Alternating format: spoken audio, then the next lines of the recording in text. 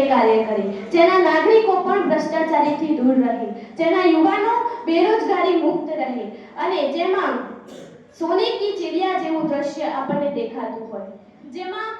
સ્વાસ્થ્ય સેવાઓ એ સુચારુ રૂપે થઈ રહી હોય, જેમાં કોઈ પણ વિદ્યાર્થીને આર્થિક તંગીના કારણે વિદ્યા ન મળવાની પરિસ્થિતિ ઊભી ન થાય, એવું રાષ્ટ્ર એ વિકસિત રાષ્ટ્ર છે કે જેમાં કોઈ પણ જ્ઞાતિના લોકોને સામાજિક અથવા આર્થિક રીતે નબળા હોવાની અનુભૂતિ ન થાય. આ રાષ્ટ્ર એક વિકસિત રાષ્ટ્ર હોવાનું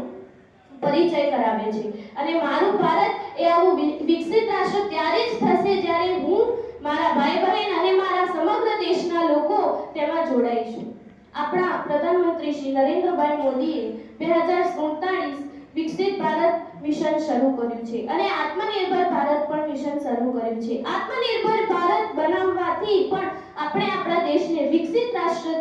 બનાવી શકીશું. વિકસિત રાષ્ટ્ર બનાવવા માટે આપણા ભારતને સાંસ્કૃતિક વારસો, કળા, સ્થાપત્ય, શિક્ષણ, ગરીબી, બેરોજગારી પર હકારાત્મક સુધારો લાવવો પડશે અને તેથી આપણે આપણા સાંસ્કૃતિક વારસાને ટકાવી રાખશું.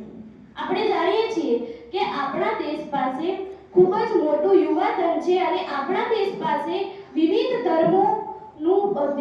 પાળતા લોકો વસી રહ્યા છે અને તે આપણું બળ હોવું જોઈએ. પરંતુ હાલના સમયમાં વિવિધ ધર્મો અને વિવિધ જ્ઞાતિઓ તથા સ્ત્રી પુરુષ વચ્ચેની લડાઈઓના કારણે આ વસ્તુ આપણી નબળાઈ બની ગયું છે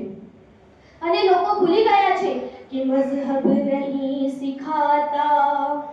आपस में बैर रखना, हिंदी है